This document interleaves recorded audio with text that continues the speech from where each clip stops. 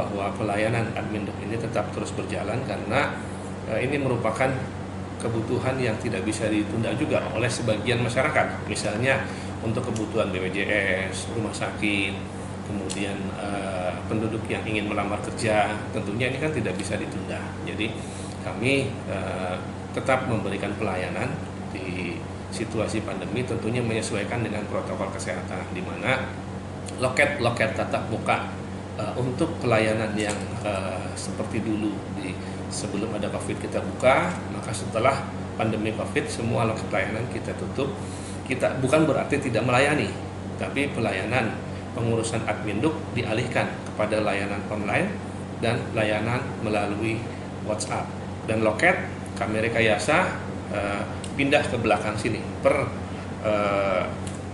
efektif 4 Januari kita pindahkan ke belakang sehingga masyarakat yang datang ini tidak berkerumun dalam satu ruangan, tapi dalam ruangan terbuka sehingga ya lebih safety untuk protokol kesehatannya. Dan mereka yang datang ini bukan untuk mengurus dokumen, tapi untuk mengambil dokumen yang telah diurus melalui WhatsApp. Sementara untuk layanan-layanan yang diurus melalui online itu sudah tidak perlu lagi datang ke sini.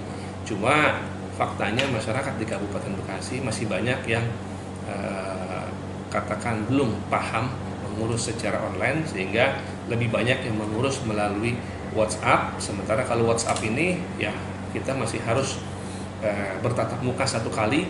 Jadi mereka menyerahkan berkas, menandatangani dokumen yang harus ditandatangani, baru kita serahkan dokumen yang diurus. Tapi kalau online itu sudah diatur dalam Permendagri 109 tahun 2019 untuk pengurusan melalui online, dokumen-dokumen tidak perlu ditandatangan sehingga bisa diberikan PDF melalui email dan dia print sendiri dari rumah. Itu untuk yang online tidak perlu tatap muka. Bahkan kalau dia ngurus KTP itu tidak perlu datang juga, tinggal checklist pilihan antar lewat pos, maka KTP akan kita antar lewat pos. Demikian juga untuk kartu identitas anak kita bisa antar lewat pos. Itu tadi Bapak bilang eKTP juga bisa online Pak ya sekarang? Ya. Itu tetap dengan e-Siak? Ya, dengan e-Siak, eKTP cuma tidak 100% seluruh pengurusan KTP bisa dilayani secara online. Jadi untuk yang KTP hilang itu bisa online karena dia sudah tidak pegang KTP. Dia cukup upload laporan keterangan hilang dari kepolisian, dia upload kartu keluarganya, syukur-syukur ada foto KTP yang hilangnya kalau memang dia pernah menyimpan dokumennya. Kalau tidak ada pun tidak menjadi persoalan karena sudah ada di kartu keluarga, kita perlu nicknya.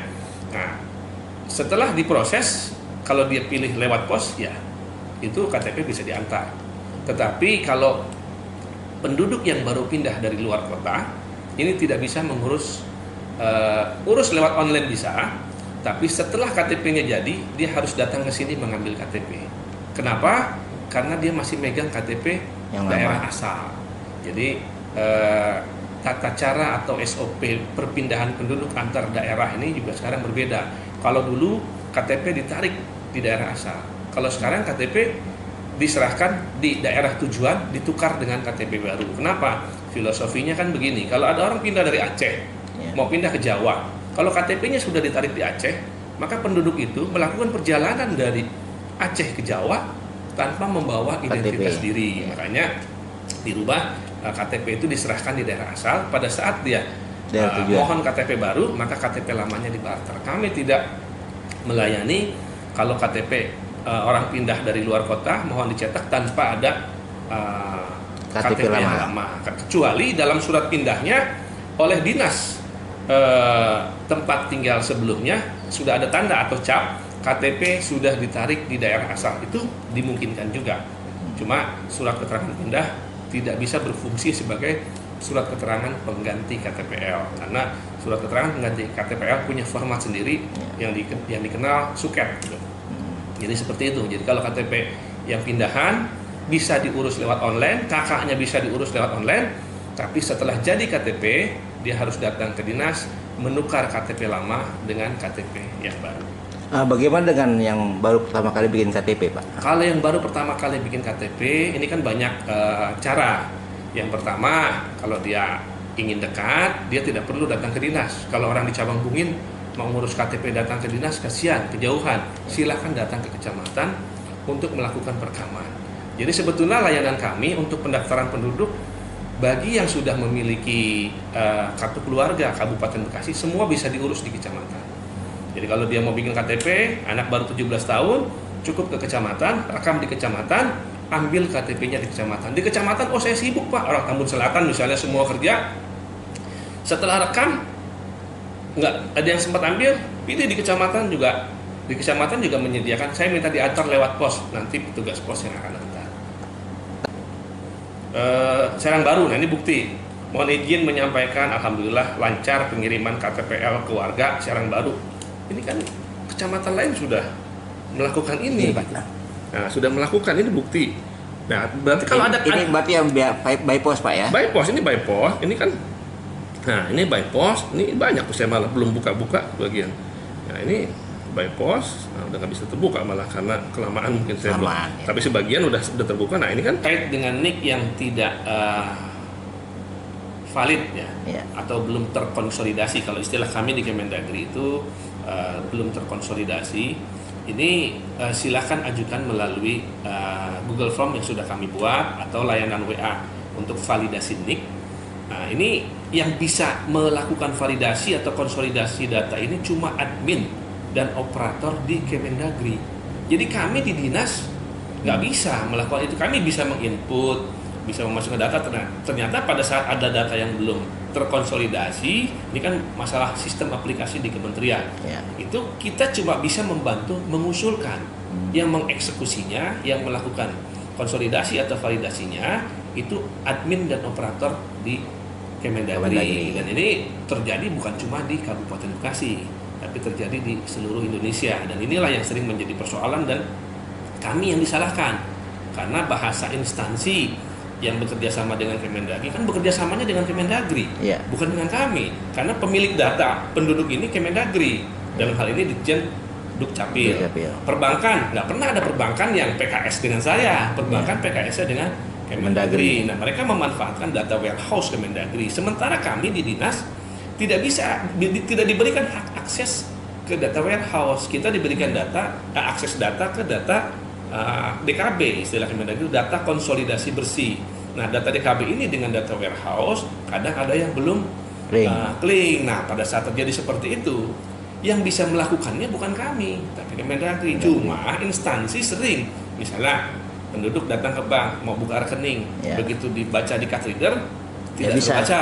Itu bahasa bank, Pak, KTP-nya Bu, KTP-nya tidak terdaftar di Dukcapil, silakan Ibu datang ke Dukcapil.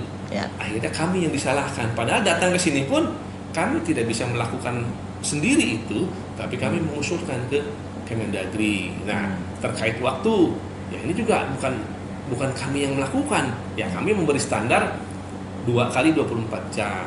Tapi kadang ada juga yang lebih dari itu. Ya kami kalau terjadi lambat atau sudah 2 hari masih belum bisa, ya kami usulkan lagi. Jadi kami tidak bisa melakukan sendiri. Ini yang sering kami yang disalahkan oleh masyarakat karena bahasa instansi selalu bahasanya Pak KTP-nya tidak terdaftar di Disdukcapil. Padahal kan data bukan punya kita, Pak. Data penduduk punya Kemendagri, kita diberikan hak akses. Tetapi untuk data yang dikerjasamakan dengan pihak instansi lain itu adalah data warehouse yang dinas sendiri tidak diberikan hak akses untuk itu. Jadi kalau nanya Pak Herli keluarin KTP Pak Herli, kita punya card reader, Pak ini KTP saya terdaftar apa tidak? Nggak tahu juga kita.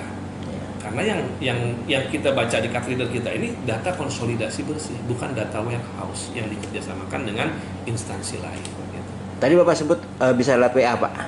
Data 0813 1690 8360. Ini melalui WA. Nanti oleh WA ini pun akan didorong langsung masuk ke Google Form sehingga tidak ada yang terlewat. Takutnya kalau cuma lewat WA ada data-data yang tidak terbaca gitu. Jadi begitu masuk ke sini secara otomatis oleh layanan WA kami di setting dia akan masuk ke Google Form kami yang berbasis web.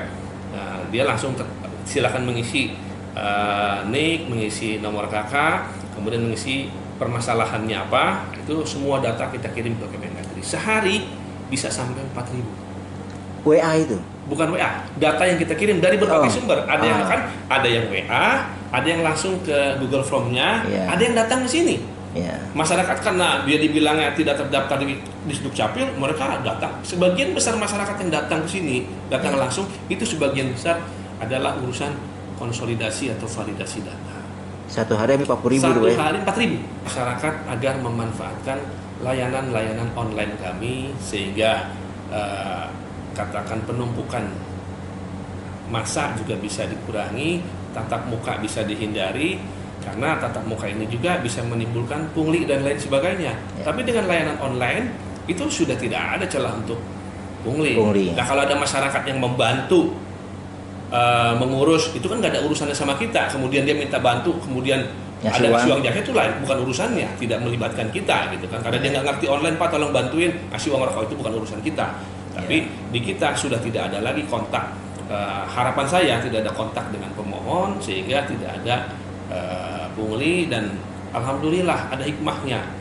Dengan adanya Covid ini, layanan online yang kami rencanakan 2021 ternyata 2020 1 Juli sudah jalan. Ya.